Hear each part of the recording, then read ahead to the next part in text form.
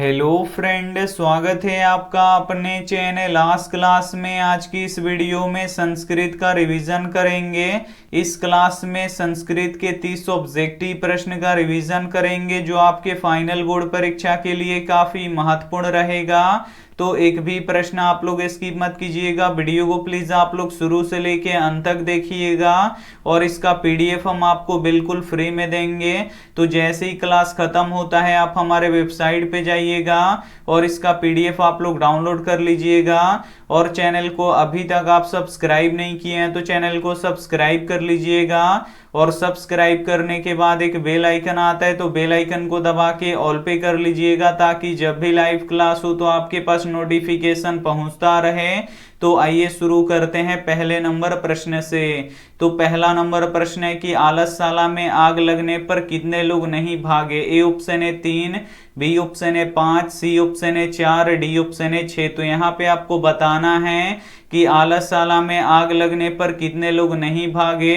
तो 4 जो सच में आलसी थे वो नहीं भागे, इसे आपको याद रखना है। यहाँ पे सी वाला ऑप्शन बिल्कुल ही सही हो जाएगा। आइए देखते हैं अगला प्रश्न 2 नंबर प्रश्न है कि प्राचीन काल में शिष्यों को क्या कहा जाता था। ए ऑप्शन है छात्र, बी ऑप्शन है ब्रह्मचारी, सी ऑप्शन है धनुधारी, डी ऑप्शन है अंतेवासी। तो यहाँ पे आपको बताना है कि प्राचीन काल में शिष्यों को क्या कहा जाता था। तो ब्रह्मचारी कहा जाता था, इसे आपको याद रखना है। यहाँ पे बी वाला ऑप्शन बिल्कुल ही सही हो जाएगा। आइए देखते हैं अगला प्रश्न 3 नंबर प्रश्न है कि शिक्षक कैसा था। ए ऑप्शन है दुष्ट, बी ऑप्शन है लोभी, सी ऑप्शन है नवीन दृष्टि संपन्न, डी ऑप्शन है मूर्ख। तो यहाँ पे आपको बताना है कि शिक्षक कैसा था। तो जो शिक्षक था ये नवीन दृष्टि संपन्न था, इसे आपको याद रखना है। यहाँ पे सी वाला ऑप्शन बिल्कुल ही सही हो जाएगा। ये देखते हैं अगला प्रश्न 4 नंबर प्रश्न है कि बाघ के हाथ में क्या था। ए ऑप्शन है सोने के कंगन, बी ऑप्शन है तलवार, सी ऑप्शन है मृतक का सिर, डी ऑप्शन है खाना। तो यहाँ पे आपको बताना है कि बाघ के हाथ में क्या था। तो बाघ के हाथ में सोने का कंगन था, इसे आपको याद रखना है। यहाँ पे ए वाला ऑप्शन बिल्कुल ही सही हो जाएगा। ये देखते हैं अगला प्रश्न 5 नंबर प्रश्न है कि शत्रु राज्य क्या बढ़ा रहे हैं। ए ऑप्शन है मित्रता, बी ऑप्शन है शांति, सी ऑप्शन है अशांति और कला, डी ऑप्शन है इनमें से कोई नहीं। तो यहाँ पे आपको बताना है कि शत्रु राज्य क्या बढ़ा रहे हैं। तो अशांति और कला बढ़ा रहे हैं, इसे आपको याद रखना है। यहाँ पे सी वाला ऑप्शन बिल्कुल ही सही हो जाएगा। काफी महत्वपूर्ण संस्कृत के 30 ऑब्जेक्टिव प्रश्न का रिवीजन करेंगे और इसका पीडीएफ भी बिल्कुल फ्री में देंगे। तो एक भी प्रश्न आप लोग स्किप मत कीजिएगा, वीडियो को प्लीज आप लोग शुरू से लेके अंत तक देखिएगा। और वीडियो को अभी तक आप लाइक नहीं किए हैं तो प्लीज आप लोग वीडियो को लाइक भी कर दीजिएगा। आइए देखते हैं अगला प्रश्न 6 नंबर प्रश्न है कि महान से भी महान क्या है। ए ऑप्शन है आत्मा, बी ऑप्शन है देवता, सी ऑप्शन है ऋषि, डी ऑप्शन है दानव। तो यहाँ पे आपको बताना है कि महान से भी महान क्या है। तो महान से भी महान आत्मा है, इसे आपको याद रखना है। यहाँ पे ए वाला ऑप्शन बिल्कुल ही सही हो जाएगा। और जो आत्मा होता है ये सूक्ष्म से भी सूक्ष्म होता है, तो ये भी साथ में आपको याद रखना है। आइए देखते हैं अगला प्रश्न 7 नंबर प्रश्न है कि गांधी सेतु पुल कहाँ स्थित है। ए ऑप्शन है आरा में, बी ऑप्शन है सासाराम में, सी ऑप्शन है पहाड़पुर में, डी ऑप्शन है पाटलिपुत्र में। तो यहाँ पे आपको बताना है कि गांधी सेतु पुल कहाँ स्थित है। तो पाटलिपुत्र में स्थित है, इसे आपको याद रखना है।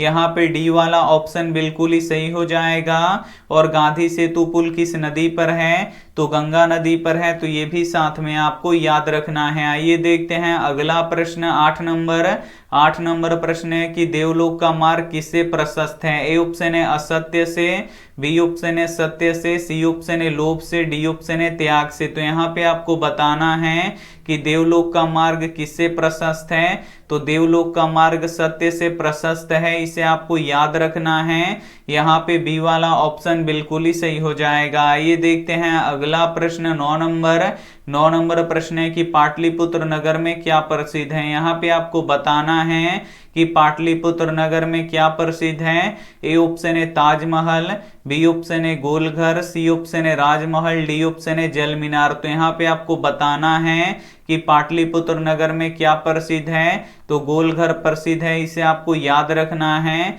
यहाँ पे बी वाला ऑप्शन बिल्कुल ही सही हो जाएगा। आइए देखते हैं अगला प्रश्न 10 नंबर प्रश्न है कि नरक के दरवाजे कितने होते हैं। ए ऑप्शन है 4, बी ऑप्शन है 3, सी ऑप्शन है 2, डी ऑप्शन है 8। तो यहाँ पे आपको बताना है कि नरक के दरवाजे कितने होते हैं, तो नरक के दरवाजे 3 होते हैं, इसे आपको याद रखना है। यहाँ पे बी वाला ऑप्शन बिल्कुल ही सही हो जाएगा। आइए देखते हैं अगला प्रश्न है 11 नंबर प्रश्न है कि राम प्रवेश के गांव का नाम क्या था। ए ऑप्शन है भीखन टोला, बी ऑप्शन है हरिजन टोला, सी ऑप्शन है जीवराखन टोला, डी ऑप्शन है बसावन टोला। तो यहाँ पे आपको बताना है कि राम प्रवेश का गांव का नाम क्या था, तो भीखन टोला था, इसे आपको याद रखना है। यहाँ पे ए वाला ऑप्शन बिल्कुल ही सही हो जाएगा। और भीखन टोला गांव किस राज्य में है, तो बिहार राज्य में है, तो ये भी साथ में आपको याद रखना है। आइए देखते हैं अगला प्रश्न 12 नंबर प्रश्न है कि दानवीर कौन था। ए ऑप्शन है अर्जुन,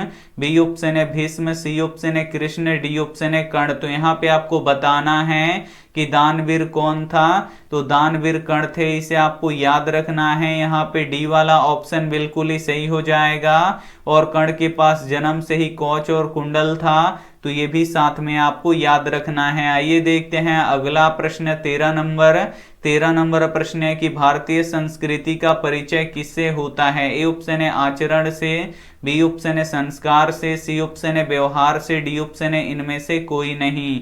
तो यहाँ पे आपको बताना है कि भारतीय संस्कृति का परिचय किससे होता है, तो भारतीय संस्कृति का परिचय संस्कार से होता है, इसे आपको याद रखना है। यहाँ पे बी वाला ऑप्शन बिल्कुल ही सही हो जाएगा। आइए देखते हैं अगला प्रश्न 14 नंबर प्रश्न है कि विवाह एक संस्कार होता है। ए ऑप्शन है पवित्र, बी ऑप्शन है निर्मल, सी ऑप्शन है अपवित्र, डी ऑप्शन है इनमें से कोई नहीं। तो यहाँ पे आपको बताना है कि विवाह एक संस्कार होता है, तो विवाह एक पवित्र संस्कार होता है, इसे आपको याद रखना है। यहाँ पे ए वाला ऑप्शन बिल्कुल ही सही हो जाएगा। आइए देखते हैं अगला प्रश्न 15 नंबर प्रश्न है कि किस पुरुष को मृत्यु आने की जानकारी मिल जाती है। ए ऑप्शन है साधक को, बी ऑप्शन है असाधक को, सी ऑप्शन है मूर्ख को, डी ऑप्शन है राजा को। तो यहाँ पे आपको बताना है कि किस पुरुष को मृत्यु आने की जानकारी मिल जाती है, तो साधक को मिल जाती है, इसे आपको याद रखना है। यहाँ पे ए वाला ऑप्शन बिल्कुल ही सही हो जाएगा। काफी महत्वपूर्ण संस्कृत के 30 ऑब्जेक्टिव प्रश्न का रिवीजन करेंगे।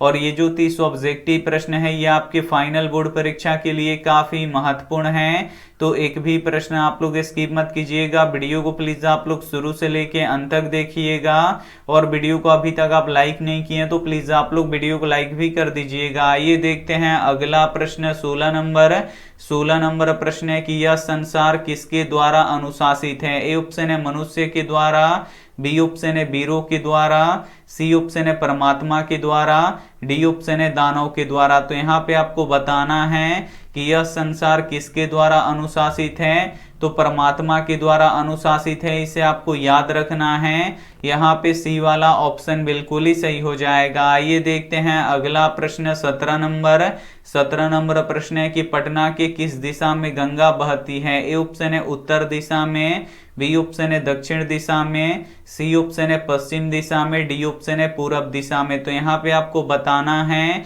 कि पटना के किस दिशा में गंगा बहती है, तो उत्तर दिशा में गंगा बहती है, इसे आपको याद रखना है।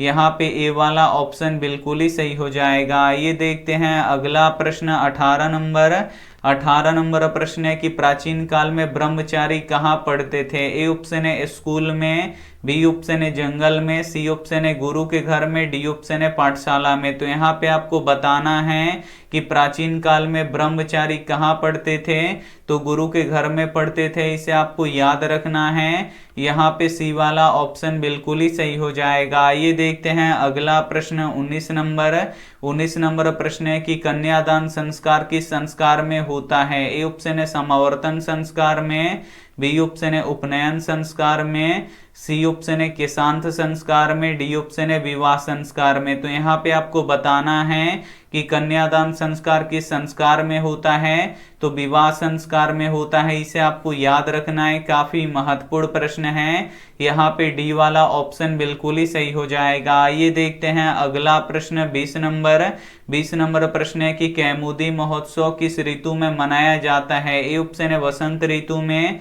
बी ऑप्शन है वर्षा ऋतु में, सी ऑप्शन है ग्रीष्म ऋतु में, डी ऑप्शन है शरद ऋतु में। तो यहाँ पे आपको बताना है कि कैमुदी महोत्सव किस ऋतु में मनाया जाता है, तो कैमुदी महोत्सव शरद ऋतु में मनाया जाता है, इसे आपको याद रखना है। यहाँ पे डी वाला ऑप्शन बिल्कुल ही सही हो जाएगा। ये देखते हैं अगला प्रश्न 21 नंबर प्रश्न है कि धूर्त कृत्रिम आलस दिखाकर क्या ग्रहण करते थे। ए ऑप्शन है दान, बी ऑप्शन है धन, सी ऑप्शन है भोजन, डी ऑप्शन है जल। तो यहाँ पे आपको बताना है कि धूर्त कृत्रिम आलस दिखाकर क्या ग्रहण करते थे, तो भोजन ग्रहण करते थे, इसे आपको याद रखना है। यहाँ पे सी वाला ऑप्शन बिल्कुल ही सही हो जाएगा। ये देखते हैं अगला प्रश्न 22 नंबर प्रश्न है कि भारत में किस महान परंपरा को सुनाया जाता है। ए ऑप्शन है शास्त्रों को, बी ऑप्शन है शस्त्र को, सी ऑप्शन है लोभ को, डी ऑप्शन है कलह को। तो यहाँ पे आपको बताना है कि भारत में किस महान परंपरा को सुनाया जाता है, तो शास्त्रों को सुनाया जाता है, इसे आपको याद रखना है। यहाँ पे ए वाला ऑप्शन बिल्कुल ही सही हो जाएगा। ये देखते हैं अगला प्रश्न 23 नंबर प्रश्न है कि अक्षर अर्रम कैसा संस्कार है। ए ऑप्शन है विवाह संस्कार, बी ऑप्शन है शिक्षा संस्कार, सी ऑप्शन है उपनयन संस्कार, डी ऑप्शन है इनमें से कोई नहीं। तो यहाँ पे आपको बताना है कि अक्षर अर्रम कैसा संस्कार है, तो ये शिक्षा संस्कार है, इसे आपको याद रखना है। यहाँ पे बी वाला ऑप्शन बिल्कुल ही सही हो जाएगा। ये देखते हैं अगला प्रश्न 24 नंबर प्रश्न है कि बृहस्पति नामक मंत्री कहाँ रहते थे। ए ऑप्शन है भोजपुर में, बी ऑप्शन है राजगृह में, सी ऑप्शन है मगध में, डी ऑप्शन है मिथिला में। तो यहाँ पे आपको बताना है कि बृहस्पति नामक मंत्री कहाँ रहते थे, तो मिथिला में रहते थे, इसे आपको याद रखना है। यहाँ पे डी वाला ऑप्शन बिल्कुल ही सही हो जाएगा। ये देखते हैं अगला प्रश्न 25 नंबर प्रश्न है कि भिखनटोला को देखने के लिए कौन आए। ए ऑप्शन है लेखक, बी ऑप्शन है कवि, सी ऑप्शन है शिक्षक, डी ऑप्शन है महात्मा गांधी। तो यहाँ पे आपको बताना है कि भिखनटोला को देखने के लिए कौन आए, तो शिक्षक आए, इसे आपको याद रखना है। यहाँ पे सी वाला ऑप्शन बिल्कुल ही सही हो जाएगा। ये देखते हैं अगला प्रश्न 26 नंबर प्रश्न है कि दयानंद का जन्म किस गांव में हुआ था। ए ऑप्शन है रामनगर में, बी ऑप्शन है टंकारा में, सी ऑप्शन है अयोध्या में, डी ऑप्शन है इनमें से कोई नहीं। तो यहाँ पे आपको बताना है कि दयानंद का जन्म किस गांव में हुआ था, तो टंकारा गांव में हुआ था, इसे आपको याद रखना है। यहाँ पे बी वाला ऑप्शन बिल्कुल ही सही हो जाएगा। ये देखते हैं अगला प्रश्न 27 नंबर प्रश्न है कि मेगास्थनीज किसके समय में पटना आया था। ए ऑप्शन है अशोक के समय में, बी ऑप्शन है मुगल के समय में, सी ऑप्शन है चंद्रगुप्त मौर्य के समय में, डी ऑप्शन है अंग्रेजों के समय में। तो यहाँ पे आपको बताना है कि मेगास्थनीज किसके समय में पटना आया था, तो चंद्रगुप्त मौर्य के समय में पटना आया था, इसे आपको याद रखना है। यहाँ पे सी वाला ऑप्शन बिल्कुल ही सही हो जाएगा। ये देखते हैं अगला प्रश्न 28 नंबर प्रश्न है कि असहिष्णुता किसकी जननी है। ए ऑप्शन है मातृत्व की,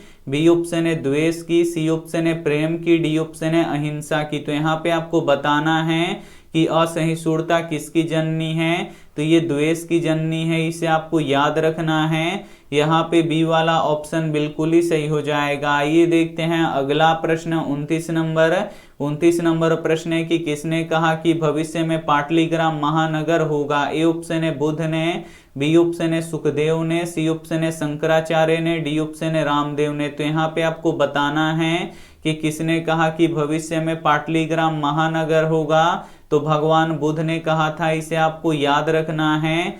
यहाँ पे ए वाला ऑप्शन बिल्कुल ही सही हो जाएगा। ये देखते हैं अगला प्रश्न 30 नंबर प्रश्न है कि आलसशाला में आग क्यों लगाई गई। ए ऑप्शन है आलसियों को भगाने के लिए, बी ऑप्शन है आलसियों की परीक्षा लेने के लिए, सी ऑप्शन है आलसियों को खाना देने के लिए, डी ऑप्शन है आलसशाला को हड़पने के लिए। तो यहाँ पे आपको बताना है कि आलसशाला में आग क्यों लगाई गई।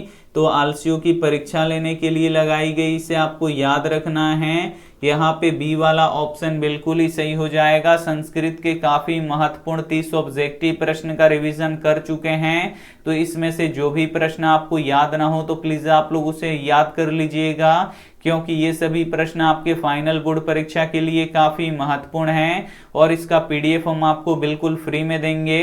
तो जैसे ही क्लास खत्म होता है आप हमारे वेबसाइट पे जाइए और इसका पीडीएफ आप लोग डाउनलोड कर लीजिए। और ये रहा आपके लिए होमवर्क प्रश्न है कि करमवीर कथा किसकी कथा है। ए ऑप्शन है संपन्न की, बी ऑप्शन है दलित की, सी ऑप्शन है निर्धन की, डी ऑप्शन है विकलांग की। तो इसमें से जो भी ऑप्शन आपको सही लगे वो आप हमें कमेंट करके जरूर बताइएगा। और वीडियो को लाइक नहीं किए तो प्लीज आप लोग वीडियो को लाइक कीजिएगा, अपने दोस्तों के पास इस वीडियो को जरूर शेयर कीजिएगा। और चैनल को अभी तक आप सब्सक्राइब नहीं किए हैं तो चैनल को सब्सक्राइब कीजिएगा। Thank you for watching. मिलते हैं अगले वीडियो में, तब तक अपना ध्यान रखिए, मन लगा के पढ़ाई कीजिए। Take care and bye.